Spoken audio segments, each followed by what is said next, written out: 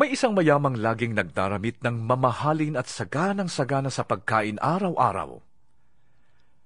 May isa namang pulubing nagngangalang Lazaro na tadtad ng sugat at nakahiga sa may tarangkahan ng mayaman, sa hangad na matapunan man lamang ng mga mumong nahuhulog mula sa hapag ng mayaman. At dooy nilalapitan siya ng mga aso at dinidilaan ang kanyang mga sugat. Namatay ang pulubi, at siya'y dinala ng mga anghel sa piling ni Abraham.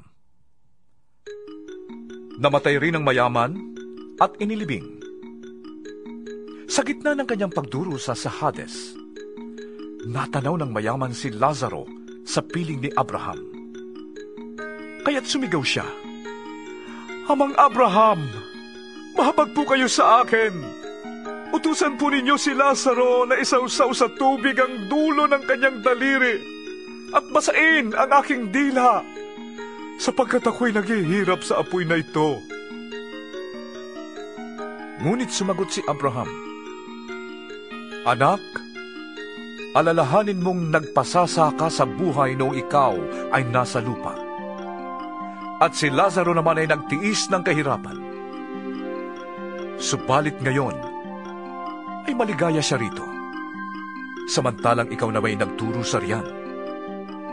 Bukod dito, may malaking bangin sa pagitan natin, kaya't ang mga naririto ay hindi makakapunta dyan, at ang mga naririyan ay hindi makakapunta rito." At sinabi ng mayaman, "Kung gayon po, Amang Abraham, ipinapakiusap ko pong papuntahin na lamang ninyo si Lazaro sa bahay ng aking ama, sa aking 5 kapatid na lalaki. Suguin po ninyo siya upang balaan sila nang hindi sila humantong sa takong ito ng pagdurusa." Ngunit sinabi sa kanya ni Abraham, "Nasa kanila ang mga sinulat ni Moises at ng mga propeta. Yon ang kanilang sundin." "Hindi po sapat ang mga yon," tugon ng mayaman.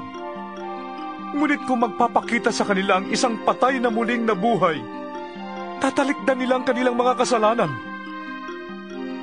Sinabi sa kanya ni Abraham, "Kung ayaw nilang sundin ang mga sinulat ni Moises at ng mga propeta, hindi rin nila paniniwalaan kahit ang isang patay na muling nabuhay."